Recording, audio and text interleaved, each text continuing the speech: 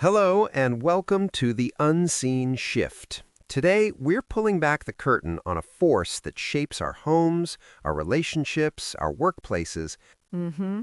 but it often goes completely unnoticed: emotional labor. I recently heard about this woman juggling the fallout from her daughter's Disney wedding, planning a huge family Christmas, and housing extra family members. Wow. All while being the emotional thermostat for everyone. That constant, exhausting act of managing feelings is what we're here to discuss. I'm your host, Dr. Anya Sharma. Today, I'm joined by a fantastic panel. Chloe Davis, a corporate consultant who sees this play out in boardrooms. Happy to be here, Anya. Dr. Ben Carter, a sociologist who studies modern masculinity. It's a critical conversation. Thanks for having me. And Mark Jensen, a father and husband who's here to offer a real-world perspective. Hi, everyone. Looking forward to it. Chloe, let's start in the workplace. You call this the extra shift. Break that down for us. Absolutely. It's all the work that makes an office feel, well, human. Right.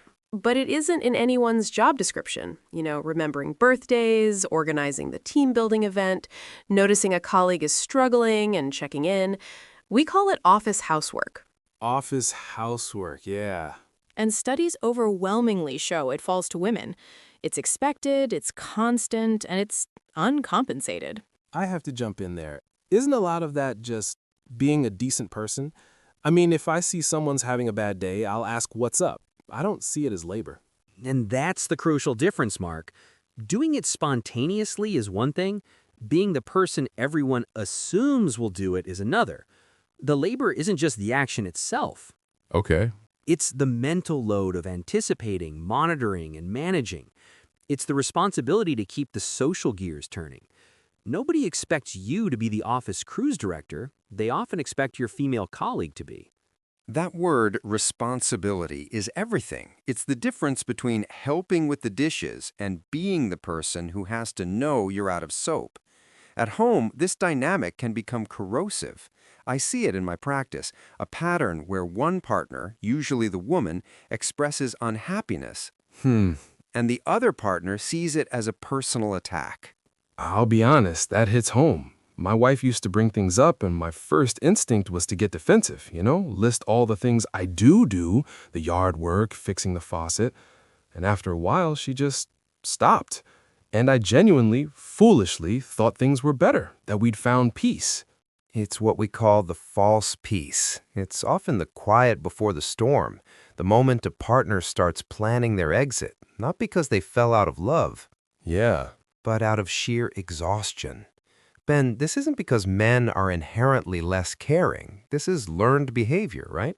Oh, it's drilled into them. I use this example in my classes from a viral video. A toddler is getting a shot and starts crying. His dad says, "Don't cry, say you're a man." The little boy, through tears, pounds his chest and whimpers, "I'm a man." We teach boys that their sadness and fear are illegitimate emotions Right. that must be mutated into anger or stoicism. And that boy grows up and enters my world, the workplace. He becomes a manager who is uncomfortable with his team's emotions. Exactly. So he relies on his female reports to handle the soft stuff. We see it in promotions.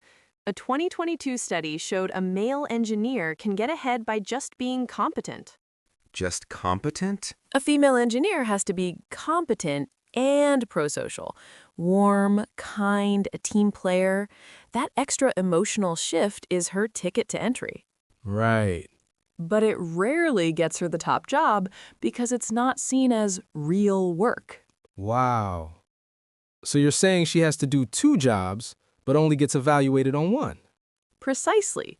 And the skills she uses for that second job, empathy, organization, multitasking, they're incredibly valuable. Yeah. But they're written off as just part of her personality. This creates a paradox Ben writes about. Men are socialized to avoid emotional intimacy with other men. So they often have only one person they can be vulnerable with, their female partner.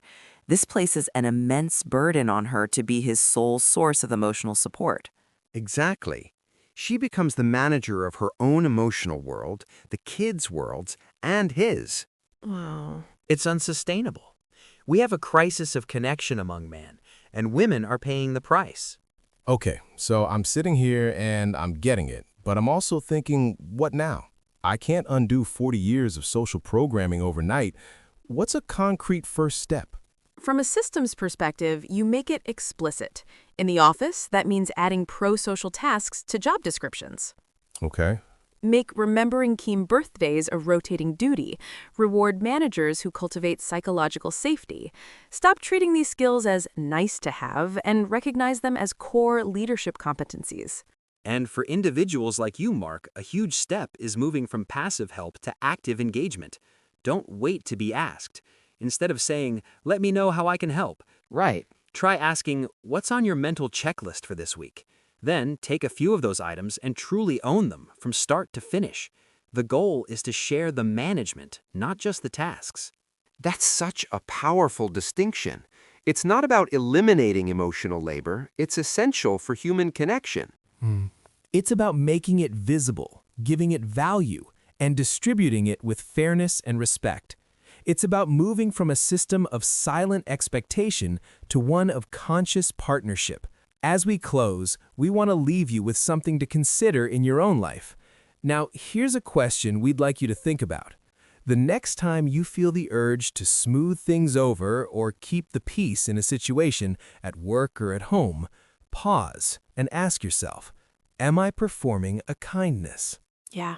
Or am I fulfilling an unspoken expectation? And what might happen if I chose not to?